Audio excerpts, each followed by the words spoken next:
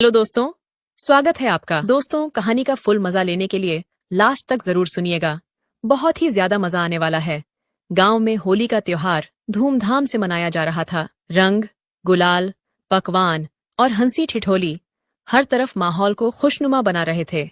ऐसे में छोटे देवर अमित और भाभी सुहानी की नोकझोंक तो सबसे मजेदार थी। अमित और सुहानी की आपस में बड़ी बनती थी, लेकिन होली के दिन दोनों की लड़ाई सबसे खास होती। हर साल कभी भाभी देवर को रंग लगा देती, तो कभी देवर भाभी को रंग में सराबोर कर देता। लेकिन इस बार अमित ने ठान लिया था कि भाभी को ऐसा रंग लगाएगा जो कभी छूटे ही नहीं। अमित ने बाजार से एक ऐसा रंग लिया जो देखने में तो सामान्य गुलाल जैसा था, लेकिन पानी लगाने पर उसका असली रंग उभरता था और हटने का नाम ही नहीं लेता था। उसकी योजना थी कि जैसे ही भाभी उसे रंग लगाने आएंगी, वह झट से यह रंग उन पर डाल देगा। सुहानी भाभी को अमित की हरकतों का अंदाजा था। जब अमित रंग लेकर भागा, तो भाभी ने भी चालाकी दिखाई और रास्ते में ही उसे पकड़ लिया। दोनों की हंसी ठिठोली चल ही रही थी कि अचानक अमित का हाथ फिसला और वह पूरा गुलाल भाभी पर उड़ेल दिया। जैसे ही पानी पड़ा, भाभी का चेहरा और हाथ नीले बैंगनी रंग में रंग गए। गांव की औरतें ठहाके लगाने लगीं। अरे, देवर जी ने भाभी को पहचान का रंग चढ़ा दिया। अब तो ये रंग छूटेगा नहीं, साल भर ऐसे ही रहना पड़ेगा।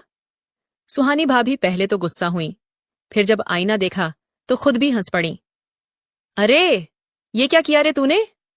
अमित भी डर गया था कि कहीं भाभी सच में गुस्सा न हो जाए। वह तुरंत उनके पास गया। भाभी, बस मजाक था, चलो धो लेते हैं। लेकिन जैसे ही भाभी ने पानी से चेहरा धोया, रंग और भी ज्यादा खिल गया। गांव भर में यह बात फैल गई कि देवर जी ने भाभी को ऐसा रंग लगाया है जो हटने का नाम ही नहीं ले रहा। रंग कुछ दिनों में तो छूट गया, लेकिन भाभी और देवर की यह होली की मस्ती सालों तक याद रखी गई। गांव में जब भी होली आती, लोग हंसते हुए कहते, अरे भाई, इस बार कौन किसको रंग लगाएगा?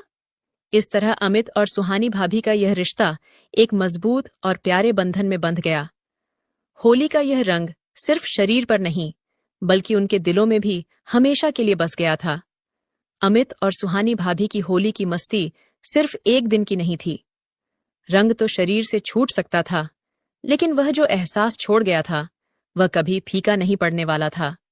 गांव में कई दिनों तक यह चर्चा चलती रही कि देवर ने भाभी को ऐसा रंग लगाया जो जल्दी नहीं छूटा। कुछ लोग हंसी मजाक में थे, तो कुछ लोगों की आंखों में सवाल थे। गांव की बुजुर्ग महिलाएं सुहानी को देखकर मुस्कुरातीं। बिटिया, देवर भाभी का रिश्ता भी अनोखा होता है, इसमें प्यार भी होता है, लेकिन मर्यादा भी होनी चाहिए। सुहानी भाभी समझ रही थीं कि गांव की सोच आज भी परंपराओं के दायरे में बंधी हुई है। लोगों को हंसी मजाक तक ठीक लगता है, लेकिन अगर कोई चीज उनकी सोच से जरा भी इधर उधर हो जाए तो सवाल उठने लगते हैं। सुहानी भाभी ने उस दिन आईने में खुद को देखा। रंग अब हल्का पड़ चुका था, लेकिन समाज के कुछ रंग इतने गहरे होते हैं कि सालों तक मिटते नहीं।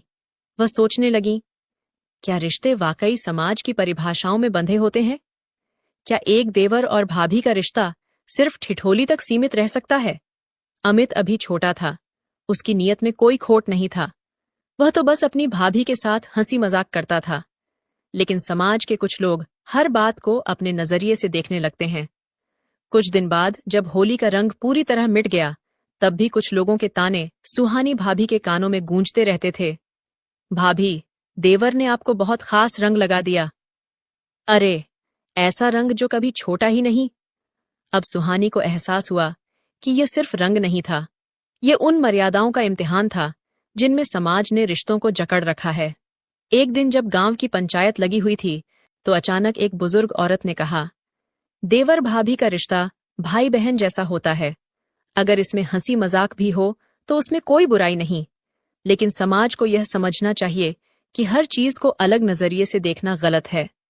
उस दिन सुहानी को एहसास हुआ कि समाज के बनाए नियम, मान्यताएं और परंपराएं कई बार मासूम रिश्तों पर भी सवाल खड़े कर देती हैं। अमित भी अब यह सब समझ चुका था। उसने भाभी से कहा, भाभी, मैं आपको कभी भी किसी मुश्किल में डालना नहीं चाहता था, बस हंसी मजाक में सब हो गया।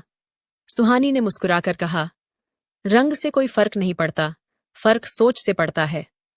वक्त बीतता गया, लोग नई बातों में उलझ गए, लेकिन उस होली की यादें अमिट रहीं, अब जब भी होली आती, सुहानी और अमित रंगों से खेलते, लेकिन इस बार सिर्फ उन रंगों से जो आसानी से मिट सकते थे, क्योंकि कुछ रंग सिर्फ खुशियों के लिए होते हैं और कुछ समाज के उलझे विचारों में फंस जाते हैं।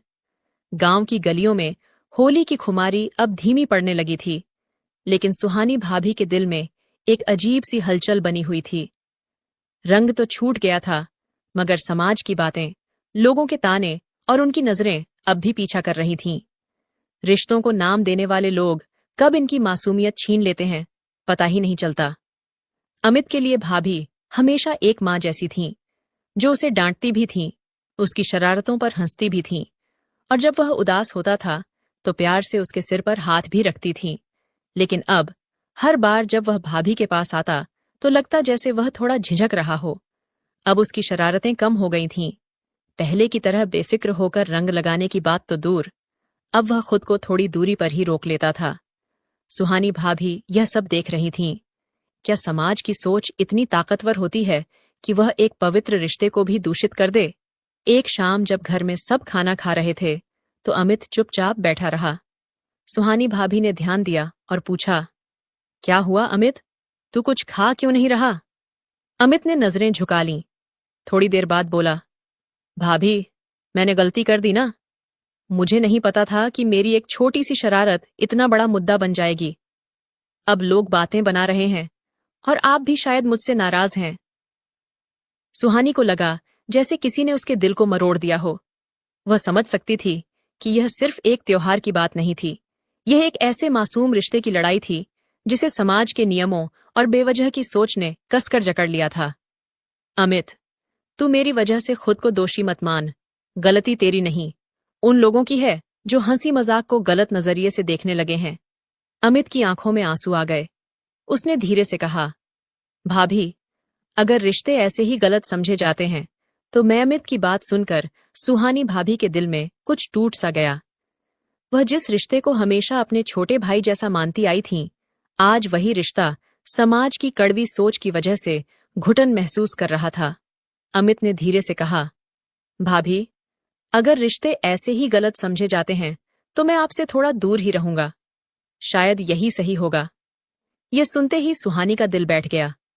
एक ऐसा देवर जो हर वक्त अपनी भाभी के आसपास घूमता था, उसकी मदद करता था, छोटी छोटी बातों पर हंसी मजाक करता था, आज वह खुद को दूर करने की बात कर रहा था। सुहानी ने अमित का हाथ पकड़ा और गहरी सांस लेते हुए बोली, अमित, समाज क्या कहता है, यह कभी रिश्तों की सच्चाई तय नहीं कर सकता। मैं तुझसे दूर जाने नहीं दूंगी और ना ही तुझे कभी यह महसूस करने दूंगी कि तूने कोई गलती की है। अमित की आंखें भरी हुई थीं। उसने भीगती आवाज में कहा, लेकिन भाभी, लोग। सुहानी ने तुरंत टोका, लोग क्या कहेंगे, ये सोचकर क्या हम अपने सच्चे रिश्तों को छोड़ देंगे? अगर कोई अपने छोटे भाई को हंसी मजाक में रंग लगा दे तो वह गलत कैसे हो सकता है? अगर कोई देवर अपनी भाभी के साथ होली खेल ले तो वह मर्यादा के खिलाफ क्यों हो जाता है? अमित सुबक उठा।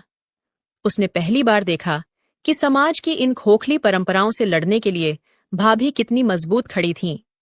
दूसरे दिन गांव की चौपाल में कुछ बुजुर्ग फिर से इस विषय पर चर्चा करने लगे। आजकल की भाभियां देवरों के साथ ज्यादा ही हंसी मजाक करने लगी हैं। यह ठीक नहीं है। देवर भाभी का रिश्ता मर्यादा में रहना चाहिए। सुहानी भाभी चुप नहीं रहीं।